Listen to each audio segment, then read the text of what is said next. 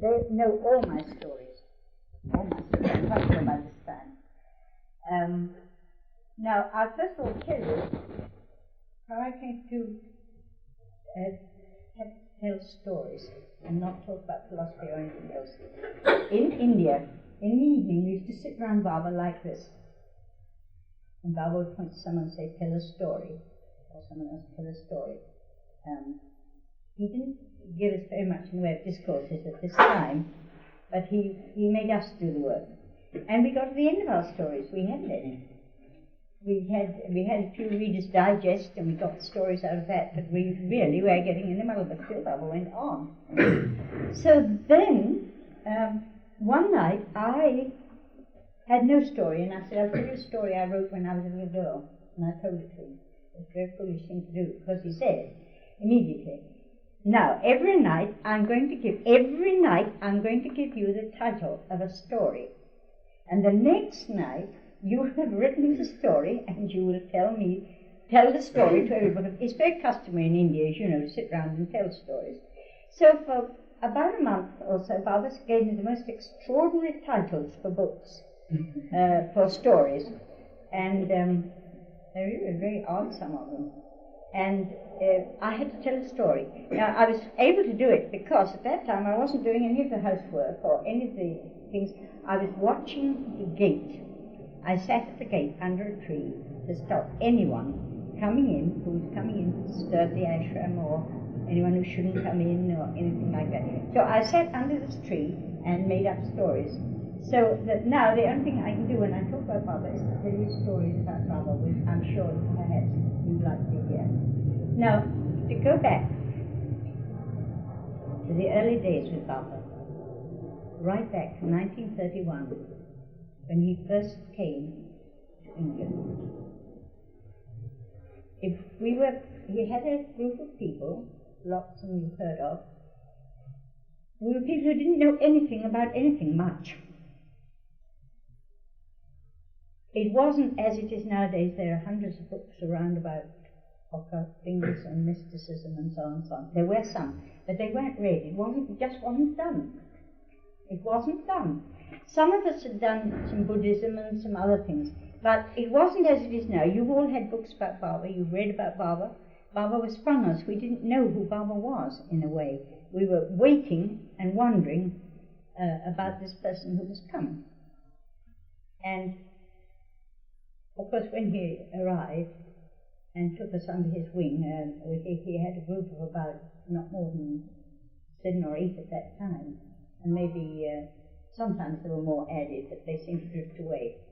So I thought I would tell you about, we went all over Europe with him. I mean, we stayed for so long in Lugano, so long in Paris, so long here, so long there, and he'd summon us at the most inconvenient time he could possibly find out, so that you couldn't possibly go, but you always went. Now, he went, one of the first lovely holidays we had with Baba, and I think perhaps it was the most beautiful time we ever had with him, because he was letting us down lightly. He was not giving us terrible discipline. He was wooing us. We were being won. It didn't take much to win us, but he added some more on top of it. So you can imagine it was a big, big wooing. And we went to a place in Italy. It lies just away from Portofino, a place called Santa Margherita. And we all went. There were, I think, 11 of us. There was Kitty and Delia and Minta and people, I don't know if you've heard of all these early disciples, and Quentin Todd, who died, and 11 of us, anyway. And there, in this lovely, lovely place, you know Italy, some of it. This was by the sea, by the blue sea, and there were the trees, and there were the hills, and we wandered about the hills with Baba, and I must say it was the loveliest time we ever had with him. First of all, he wasn't stirring up much trouble. You could be in lovely places with Baba, but you couldn't be happy. You were in such, your poor ego was having such an awful time being brought up in service where it didn't want to come, it preferred to stay where it was, that it wasn't like this time. There were very few crises. You know, we called them crises when he got up to the surface, and there was ears, weeping and threatened to be thrown out and all that kind of thing. And we used to wander about the hills with Baba, and it was very, very lovely.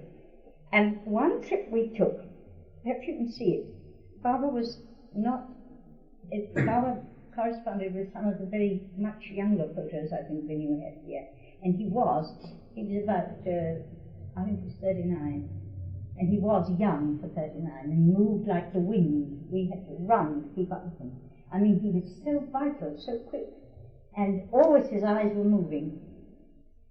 We hired a wagonette, you know, one of those carts that have seats to the side, and you get in and with 2 horses, and it called for us, this wagonette, and we trimmed it with white flowers all over. We trimmed the horse, we trimmed the driver, we trimmed the we trimmed Baba, and it was like a whole caravan of flowers. And we it was a wonderful day. I think someone had a small crisis when we were up in the mountains. We drove up into the mountains, but otherwise it was a peaceful and lovely day, absolutely incredibly beautiful. Because Baba was beautiful, and the time was beautiful, and the white flowers were beautiful, and Italy was beautiful. And it was one of the most lovely days. I don't say it's one of the most fruitful days, it might be. But anyway, we had with Baba. That was one little thing. Now, I had a charming adventure with Baba there. I am, as you perhaps you know, I teach dancing, and I was a dancer, and so on, and so on, and so on. Everybody, except Delia and me, had to go to the passport office or something. Something was wrong with their passports. So Delia and I were left in the garden of the hotel. Everybody else, by the way, had cleared out of the hotel. I don't think they could bear all of us swooping in there together and you know, running around after Baba. They left. It was marvelous. I don't know whether they wrecked the hotel, but they went. It was a small hotel anyway. And Delia and I were in the garden, and along comes Baba, all very worked up and perky. I think he just had an afternoon rest or something. I don't know, but he was really full of life. And he came along, and he held out his hands and signed, well, what should we do, sort of. So I said, now I said this. I was not being fresh, because he'd said to us, you cannot come to my level. I will come to your level. And at that time, he was more of our friend in a way than our master. Do you understand? So I wasn't being fresh, and I said, well, let's forget the universe and enjoy ourselves. With both hands, not just one to show. So the Indian disciples who were not used to, there were 2 of them, there was Chanji and Kaka, who were not used to this kind of treatment. They had a different training. They were used to the idea of masters. You all know about masters, we didn't. We just didn't know about them or how to behave to them. And they were not quite sure about this. They were not quite sure. However, Baba was sure, and he came, and he jumped on my back. And my back's been the same since, I think. And I had to carry him part of the way around the garden. Well, it rather served me right. And he said, let's forget the universe and have some fun. Still, it was wonderful to carry Baba. That was wonderful, but he wasn't as light as he looked. So then he said, he made the signs, which I didn't understand. He signed to Chanji, and he said, you must give me a dancing lesson. So I said, marvelous. And so Chanji brought Baba by the hand to the dancing school for me to teach, and his name was Thomas. And so I showed him a step, which, believe me, I teach dancing, and I had dancers who couldn't do this simple step with the elan and vitality that Baba did. It was just 1, 2, 3 hop sort of step, you know. And he took my hand, and I took his hand, and we went at a terrific pace around the garden, as if we were flying. I assure you that I have never enjoyed dancing so much. It was as if we were flying, not as if we were dancing at all. He had this, well, if your mind isn't there, you know, in our sense, an ego, movement comes through. I wish I had 2 pupils like that. who they all think too much. And it wrecks their dancing. As one of the poor girls over there, she looks bad about it. But we had, it was something to see Father fly around this garden, and I went with him hand in hand round. And the Indian disciples began to melt a little bit. They thought, well, that's all right. And they didn't try to dance, but I think they would have liked to. And then we did another step, and then finally all the others came back from the passport office, and that was the end of that. But that really was a lovely afternoon for me and for Delia. And Delia was, she was enjoying it no end. We had Baba all to ourselves, except for these two Indian disciples, who we didn't count at all. We didn't bother about them. They'd been in India with Baba, and that was our day. Now then, now, Baba was disciplining us in a way. You had to learn obedience from the beginning, and we didn't know how to be strictly obedient. I don't mean say, oh, well, Baba said this, and perhaps if I did it this way, it would be better, because Baba would like it better. No, you did exactly what Baba said. Exactly, you didn't change it. And there was a young girl with us, and Baba gave someone in our group, not me, an order that she was never to be left alone on the beach. She was a rather troublesome girl. She was always wanting to stay on the beach, and we all wanted to go home to have our lunch or our tea or dinner or something. And one day, the person who was supposed to see after her left her. And the others all went back, and I was stranded with this girl, and I worked it out in my mind. I thought, well, I haven't got to look after this girl and stay with her. Baba didn't tell me I had to look after this girl and see. I'm going home. So I walked along the road, this white Italian road, and I reached the door of the hotel, and there was Baba standing like this. He didn't say one word, and I turned around. Not a word. I went right back and stayed there, that miserable girl. But I mean, he never mentioned it. He never said a word to me about it. On one or two occasions, he has. You had to learn sometimes to obey Baba without words. There was a thing that happened in London, and that was, I think, first time he came over. Gandhi was there.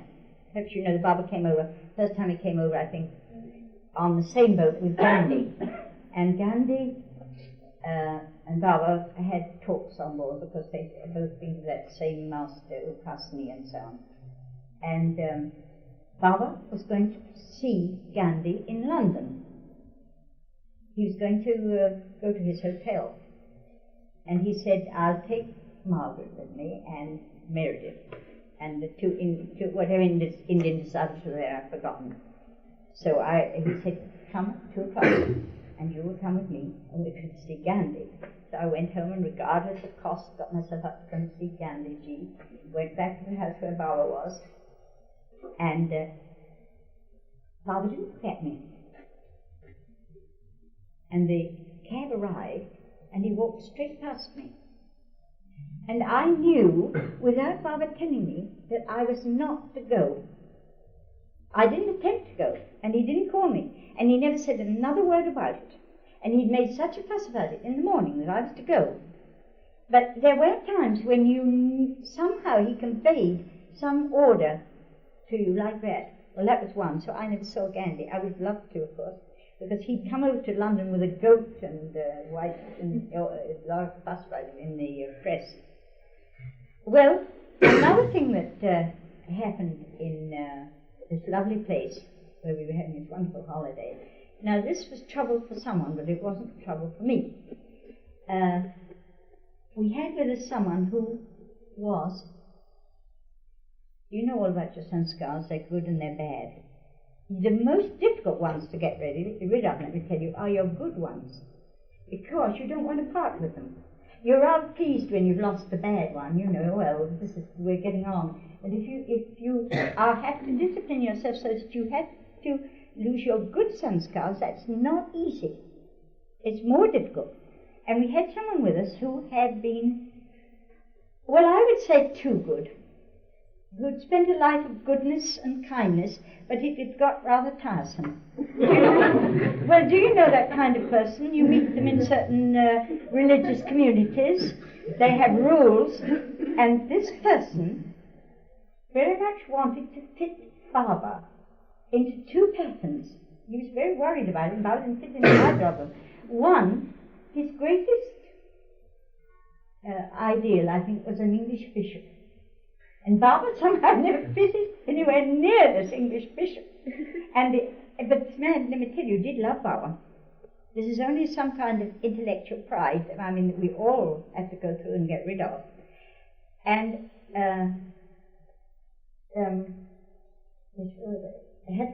he had to. What was the other thing he did? Oh, I know. He'd done a lot of work for the poor, giving up his own career at Oxford in order that the money might go to the poor, and all sorts of things like that. Well, it had affected him adversely in that he was priding himself on this. You see the danger. It wasn't that he seemed spiritually proud, but he did not think much of the rest of us in that way. He was never nasty, he was a darling, but that was there, and we felt it a little bit. And so one afternoon Baba announced that we were all to go to a place called Rapallo. It's not very far from Santa Margherita. And we got there, and to our surprise, Baba, who was not extravagant in any way, walked into the most expensive tea shop in Rapallo and ordered, well, a tea that no one could ever eat.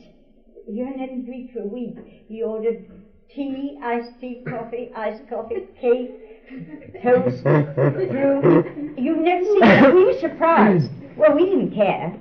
But the one who cared was the one who had done all the good works with for other people. And he got fidgety. And he couldn't eat anything. And Baba got more and more hostess, like hanging around everything, and we all got jollier and jollier because we were not so good. And well, you see where we were not.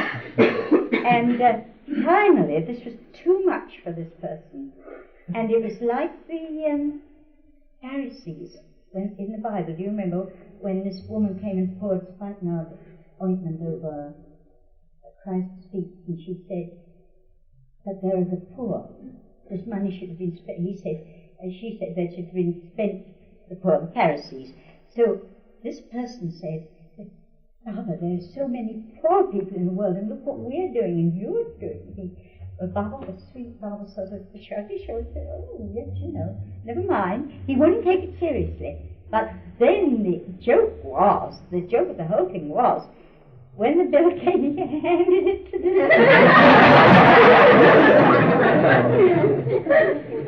I don't know if it broke anything down in him, but he certainly had something to think about. Baba, to break you down was often, he'd save you by being funny. He'd make, he'd break you down by humor. But sometimes, and very, very rarely, thank goodness, because it's an appalling experience, he'd break you down by humiliation. But Baba was so compassionate, he seldom did that. But I had one experience, so we won't talk about that. It really is a terrible experience. But this was humor, and I think for the moment this poor business was broken. That we're going to find it in its right place in the centre, on the golden mean, and not break up whole lives about it in that way. And the same person also got caught. There was a lovely tent on the beach. It was really a beauty. It was satin. It looked as if it belonged to some very wealthy Italians. It was a beautiful tent. And we went for a walk one afternoon with Baba along the beach. And Baba pointed to the tent, it signifying how lovely, what a beautiful tent. And then he was pleased with the idea, and he opened the door of the tent, and we went in, and we sat down on the cushions in this tent, all over the tent. And this upset that person he again said, "But Baba, this is not a thing that any English gentleman would do." Baba, "What, English gentleman, Baba?"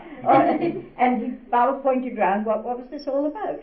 So he left the tent. He went away with this person. And the owners of the tent came along and were charmed with Baba and said, "Please sit in our tent whenever you like, and never mind about being an English gentleman." But you know, I mean, when Baba looked at anyone with those eyes, anyone would fall. These people just turned and said, "Please sit here, we're happy to have you here." But this made a difficulty. We walked along the beach after that, and this person was sitting on the rocks, sulking just a little bit. And at the back of us, looking over the cliff, came a man full of charm, and a middle-aged man, and made signs to us. He didn't speak. And then he went away. And Baba said, "That is the man. That is exactly like the man, a must, that this person who was talking should have, is going to meet in Moscow, when he goes to Moscow, and now he won't know him." And there was a flare-up about that. This poor person really got into trouble. But Baba really, that was a little bit the humiliation, that one. But this, always trying to get Baba to fit into a pattern, just didn't do. Baba's in no pattern. And if it was, we didn't notice it. We stayed there for 2 or 3 weeks. The only other thing was that there was a woman who tried to become a disciple. And Baba was picking only a few at that time. As I said, there were only 11 of us there. And this poor woman was determined to be a close disciple. And Baba was equally determined that she wasn't going to be. And she sold her grand piano and came to Italy. But poor thing, Baba sent her back after 2 days. She did become a follower, but she never could understand why he didn't take her with the ones he was taking around with him. But I often think of that grand piano and wonder what she did without it, because that was a terrible sacrifice for her. She was not a well-off woman. Well, when we stayed there for about 2 or 3 weeks,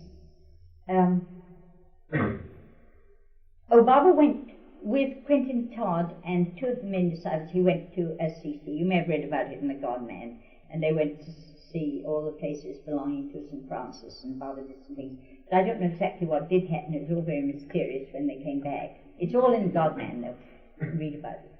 So after that, Baba was going back to India via Venice. He was going to catch a boat there. And so he said we'd all go to Venice. And we all went to Venice. We travelled first class, and we slept on floors and on our luggage and all sorts of things. But finally we got to Venice, and it was really very lovely there in Venice too. Baba was stirring up a little more trouble than he was in Portofino. And he stirred up some trouble. He said we'd go out to the Lido for the day, or for the morning. So we got on this little steamboat and chugged up to the Lido. And it was a lovely thing with Baba. Anyway, the Lido was closed. There were not many people there. And then 3 or 4 of the very lively ones decided they wanted to have a swim. Now, with Baba, you see, we hadn't learned how to behave with Baba. You don't leave Baba and go for a swim unless Baba tells you to. But they didn't know that we had learned to be disciples. We were learning. We learned the hard way. And so I think 4 of them, must have been more, several of them, went swimming. They got swimming clothes and they went swimming. And Delia and I didn't want to go swimming. We sat with Baba and the 2 men disciples. And then Baba seemed to get very angry and said how could his disciples leave him and go swimming? There's such a thing as swimming. Didn't they love him more than swimming? And he got up and we went back on the next steamer to Venice, leaving these swimmers swimming around. And they didn't know where Baba had gone when they came up. Well, when we got back to Venice, Baba sent again for Delia and me and said the West was no good. Why had he come to the West? He didn't want Western disciples. None of us were any good. And he carried on like this for quite a time. Delia and I were crying and crying and crying. And Delia, it was very funny, Delia suddenly remembered that she had £100 in England. She said, Baba, I've got £100 in England, will you take it? And I mean, we were both in an awful state about this whole thing because we had it all. The others were out swimming and we were in trouble.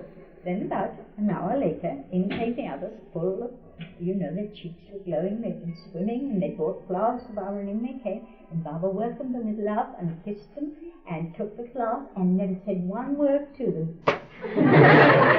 Delia and I just sat and looked. It was evidently something Baba wanted to do, and that was a very tragic thing to happen.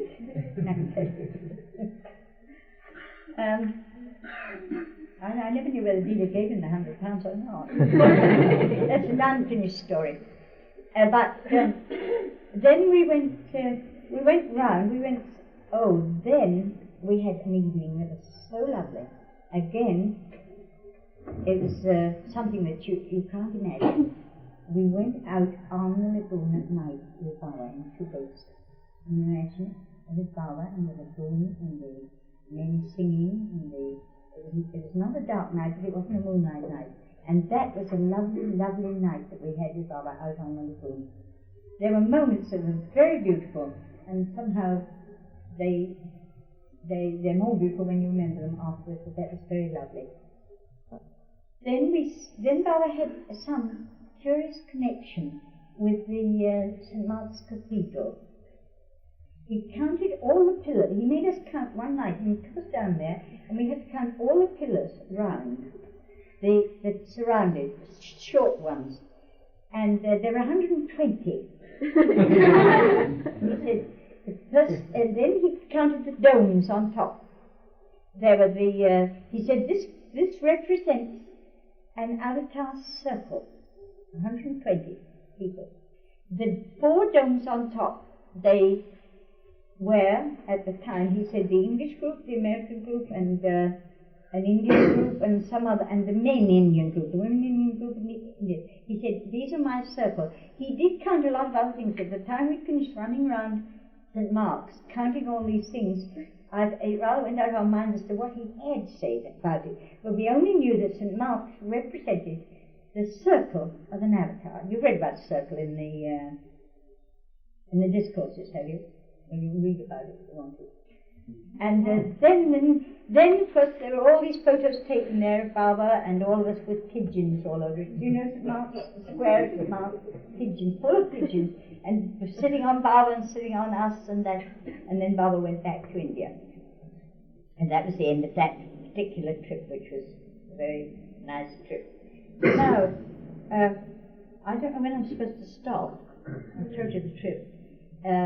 Either we stop, or I go on, or you ask me questions about things, and I see if I can tell you any stories about things you want to know. Any questions? This was in 1931, and my life was in a mess. I'd all my life looked for something like that. Looked and looked and looked and found nothing. I got mixed up with theosophy and this and that. Nothing.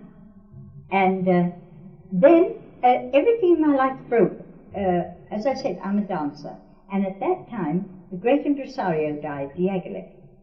Anna Pavlova died. This is just in the year before Baba came. The great Cicchetti died.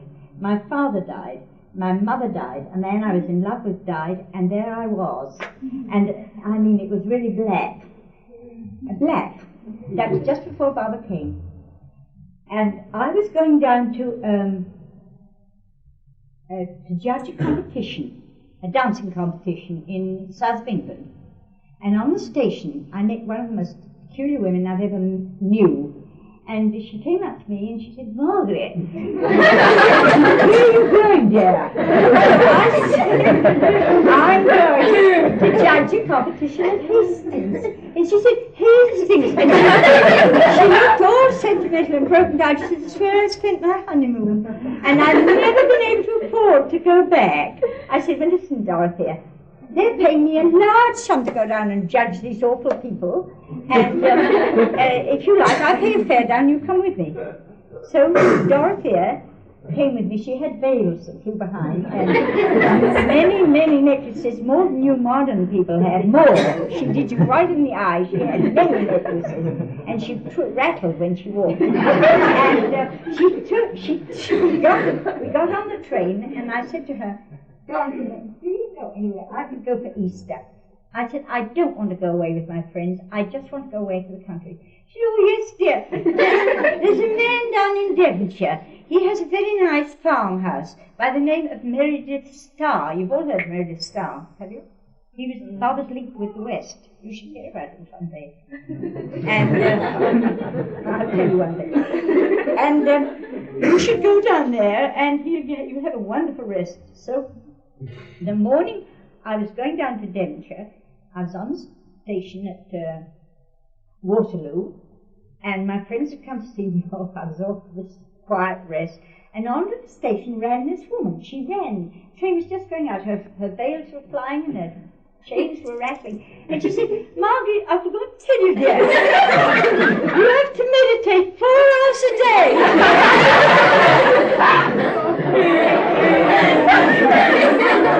And so I went off in the train to hear about my master. And the first thing I saw on the wall of this farmhouse was a picture of Baba. And I went across the room. I didn't shake hands with anyone. I was very rude. I said, who's that? You see, he caught me at once with the picture. So it was true, we did have to meditate 4 hours a day, which I was not very good. But Meredith said, you may meditate on Meher Baba. And he didn't tell us much about Baba, except he said, you must come here every holiday you have. You see, I had a holiday every 3 months. I had a school in London, Buckingham Palace school. And you must come here on all your holidays and meditate. You are not fit to meet Meher Baba. So I said, oh, well, all right. And since I wasn't fit to meet Meher Baba, I went down there in the summer holidays. But, as usual, Baba's time sense was extraordinary. And he didn't come in 3 years, he came in 3 months. And so when he came to London, he came to Cliffy's house. And we were to meet him there. This man at Meredith had organised people to come and see him and so on. And I was left, some of them went to the station to meet, some of them had gone to Marseille to meet Baba. He came overland. And some of them had gone to the station to meet Baba. But I was left in charge of a completely strange house, a large old London house. There I was in this house. And very, very mixed up about this, what was coming, what was coming. You see, what was coming? This we heard about. And the telephone rang, I answered it, and Herbert, David, his brother, his voice was ecstatic. He said, you can't, don't leave the house tonight, stay in the house, there's something coming, you can't believe what's coming. And he said, but he sent you a message. And this is my first order from my master. And the order was, as usual, an extraordinary peculiar one. It was, go around the house and close every door you see that's open. And then open the front door yourself. So I went round this perfectly strange house. I did not know the Davys well. And every door I found open, I closed. I had voices inside and up front. So I went round the house and closed. Well, I even went down to the basement, because London houses had those basements for the kitchen. I went down there and closed the cook in the kitchen. And went out to the front door and opened the door. And there, at the foot of the steps, because it was a house with steps running up to the front door. I don't know, you've probably seen these houses in London, probably got them here too. But they were old-fashioned houses, and there was Baba standing at the foot of this house. And he looked I don't know what it was. He looked very small. He wasn't. And he had on a pink turban and a white sudra, and it was a very cold day. He was not warmly clad, and it wasn't good. And he had on a coat, but and it was the end of September, you see. And in September, England is very cold. I can tell you, the winds come across that North Sea terribly. He walked up the steps, and he walked past me, and he looked at me as he passed, and he went straight upstairs to the top of the house. The Davys had lent him the nurseries. I don't know if you know about the last generation before last, the big generation again. Children were brought up in nurseries at the top of the house with a nurse, and they were out of the way, and they were brought down after dinner perhaps to have a sweet, and then they were sent back to the nursery. And their mothers did go and see them, but not that. Well, all the Davys were grown up, and the Davys lent the nurseries. I think there were 4 or 5 small rooms up there for Baba and whoever he brought with him. And so Baba went up, asked me on the stairs, and he went up. And there were a few other people there. And it was as if your mind had gone a kind of blank. You didn't know what had happened, really. It was something you didn't quite believe. And you didn't know what was going to happen. And then Meredith Starr came down and he said, Meher Baba would like to speak to you. And I got nervous. I said, well, wouldn't someone else like to go first? And Meredith said, Meher Baba would like to speak to you. So I went up. And he sat me down opposite to him. So he sat there, and he sat me in front, and then he let me look at his eyes. And I can't tell you this, I can't explain what it was. But it was as if I saw the whole world there. I don't mean I saw the whole world, but I saw the depth of everything there was in Baba's eyes for that 1/2 minute. And of course that was the end of me. Whatever he wanted after that was all right. But he just for that moment looked at my eyes, and I looked, and that's what I saw. But I can't tell you what I saw. You know, these things are not explainable. You cannot explain. Is that all right? That's how I came to meet Baba. What dog story? The dog that bit me?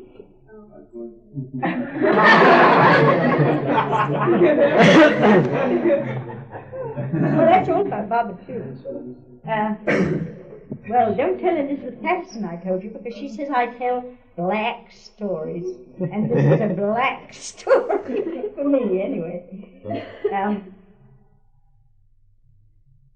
Let's see how that started. That's a long story. If it's too long, you can stop me. In India, you know, in those days when the British Raj and the troops were being all over India, the soldiers used to leave their poor dogs. You know, they were moved from Lahore to Ceylon, and they left their dogs behind.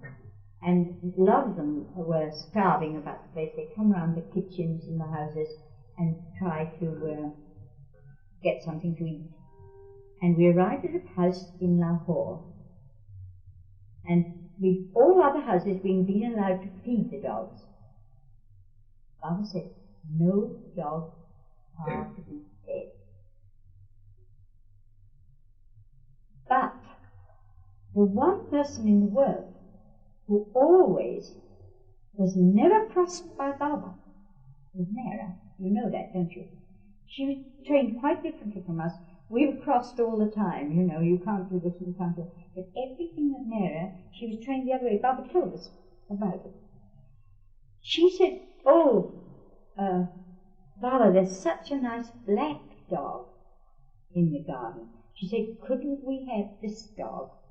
And so Baba never refused to anything, and Baba said yes, but Margaret must bathe the dog. Now, I didn't like the look of this dog very much, but the point was, Baba said I was to bathe the dog. So I said, well, Baba, will you allow me to feed this dog for 2 days before I bathe it? Because there I was with a dreadful-looking dog, enormous dog, and I was told to bathe it. So for 2 days I fed it, and then I did manage to bathe it. Now, there are 2 dogs involved in this. Baba went away to Kashmir to see some must, And before he went away, he did something that he never did.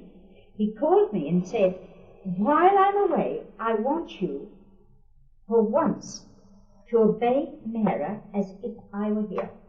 I said, of course. I didn't know what was going to happen. So, everything went all right, and then Mary didn't give me any orders, and she didn't say anything, until a new dog appeared on the scene. A little brown dog had a hole in his neck like that. We didn't know anything about mad dogs, any of us. We didn't know anything as far as I could see. And Mary sent to me and said, Margaret, there's another dog, will you bathe it? So remembering my orders, I said yes. And I bathed this dog, and I put something in this neck. I didn't realize that it was a bite from another dog. Bob came back, and this little brown dog, the second dog, the host snake, came round with his eyes crossed and his legs turned in, and every sign of rabies. He came round and tried to drink from our water, and then he had fits. And so Baba said, so-and-so must go and catch that dog and take it away. And so-and-so said, if that's a mad dog, I'm not going to. So Baba said, well, Margaret must. Poor Margaret. I don't know why I got mixed up in this mad dog affair. But I put on some slacks and covered my hands and my arms and everything except just my eyes, because I was a dog. I'd be all right. I was covered. And I went out, and I was joined by Milu, Dr. Nilkant, you know, the marvelous doctor who died some years ago. And we got the dog out, and Nilkant got it on a chain and took it to some place. So I went outside the front gate, gave the dog the milk, because that's the thing that brings up the paroxysm. He at once went into a fit, rushed at me and bit me here and on the knee. And then he sobered down, and I went inside, bleeding, and to my surprise, I didn't know Baba was in the house, there was Baba standing. And he said, the dog's bitten you, and I said, yes, the dog's bitten me. And Baba, then they all said the dog was mad. And Baba said, well, we're not certain. Now then, this is where Baba really gave me a bad time. That night, he came with Nilu, the doctor, and two of the other Mandalay, and sat outside the bedroom window that I was, the room that I was sharing with Rano. And they got a medical book and read everything about rabies and hydrophobia out loud out of this book. And I lay there like this. This was a dog. I mean, this was something. So the next day I thought I was going to be bustled off to have injections. And no injections. Nobody did anything about me. And there I was stuck with this fight. And I think it was 2 days later, Baba said, Nilu says you've got to have injections because you've been bitten by a mad dog. And you're supposed to have it in you within so many hours. But you see, Baba, these were the days when Baba, this was years after these lovely days in Italy, he'd really got down to working on us. And so Nilu took me into a pathologist in Lahore, and the pathologist was mad. He was mad. He said, how dare you not bring this person in here, and told me you didn't know what to say. And all the rest of the Mandalay were there, all the men. They all came in, and finally, I got one of the injections. You have 14, you know, and they're all in the abdomen. It's very pleasant. And you get one a day for so long. And so when I went back home, this man, the pathologist, the Mandalay had already told the pathologist all about Baba. And so he was curious, and he said, I'll come and give them the rest of the injections at the house. And so he came, and he felt for Baba, of course. He followed Baba. But then Baba said, you see, first of all, I was my glands were swollen here, and they were swollen on the arms, I was swollen in the groin, and I was a mess, a real mess. And Baba sent for me, he said, I hear you're not very well. I said, what's that? So I didn't say anything. I really was fed up at this time. He said, now I'm going to give you a treat. Oh, well, Baba's treats at this point, not. So we said, I'm going to let you have some jam for breakfast. Well, I hadn't seen any jam for about 5 years, and if it hadn't been for the dog bite, I should have loved jam for breakfast, but I couldn't eat. I was all swollen up. And he said, and I want you to take every night, I've never heard of it as a cure for rabies, 2 Carter's little liver pills. Every night, 2 Carter's little. You know, I mean, really, when Baba gets going, you're so muddled you don't know what you're doing when you're tying it all up in knots about these things. So, the next thing was, Baba was beaming with pleasure. He'd arranged a treat for us.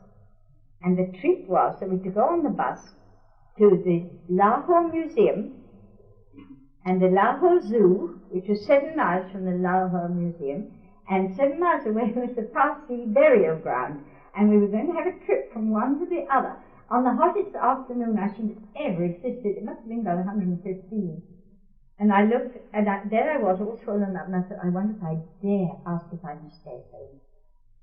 So I took my courage in both hands, and I went about it, and I said, Father, I really don't feel awfully well. Do you think I could stay at home? And Baba said, put out his hand, and he looked pathetic.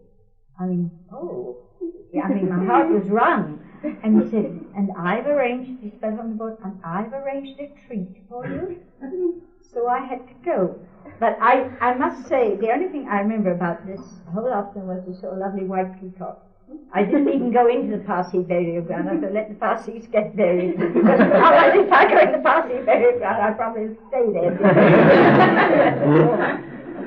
But what I got out of this, if you have your injections late, it lasts for 6 months.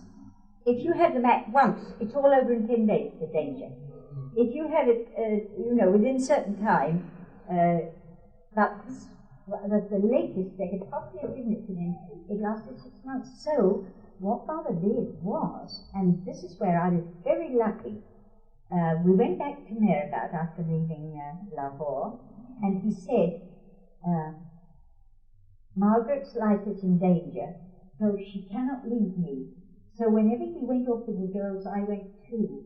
And the rest, there was terrible jealousy. You can imagine in the ashram about anyone getting a little extra from Baba, someone got a pat from Baba like that, and the rest of it, and do you know what I mean? But that I was to go with Baba and the girls, they couldn't say a word because of the mad dog. So the mad dog gave me and for some months I was with Baba and the girls. We went to Aurangabad and we went to other places, and I just stayed with them. I was ill all the time. I mean, this esophagus was inflamed all the time. So that's the story of the mad dog.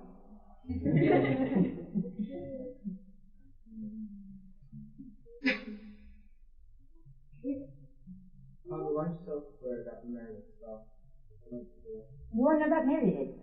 Oh, well, Meredith's story was, it was a strange one. He had, I'll have to go back to Meredith first, really, to make it reasonable. He was the son of some diplomat, and his mother wanted him to be a saint. Very dangerous.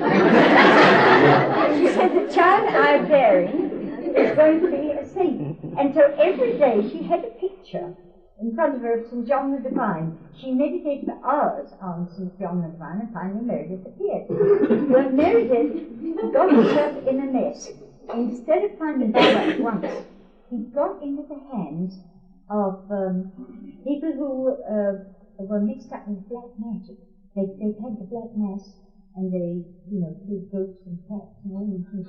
If you have this man's books, apparently, had come up again, but they're dreadful books. A man called Alistair Crowley, have you ever heard of him?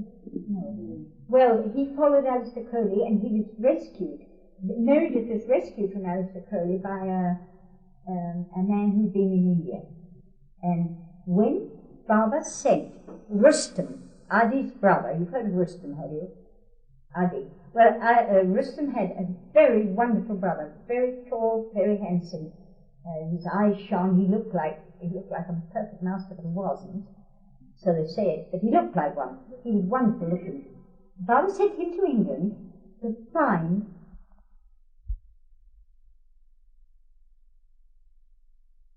Baba. And Baba wasn't having any. And Baba, sort of all the time, was taking Meredith aside. And Mary didn't give up. Mary didn't give up easily. He was a very determined man. And let me tell you that everything in the West came through Meredith. He was the link. They always had a link, apparently. But he was the link, because people came from America. And Meredith knew people in America, and it all went through, in the first time, that went through Meredith's little farmhouse, came here and went to other places. Meredith was his link, but he built this Baba because he tried. He wrote Baba a funny letter before he left Baba, and I was telling you, it was a marvelous letter. He got to take when he'd made up his mind to leave. He wrote to Baba and he said, Dear Mehabala, either you give me £400, the illumination, you know what illumination is worth now, £400 or illumination, or I leave you. He sent this ultimatum to Baba. And Baba threw his hands in again. Reviled, he said the West, you know, they said, well, the West is so good, I don't want the West to be disciples and all this. And he stayed on. Yeah.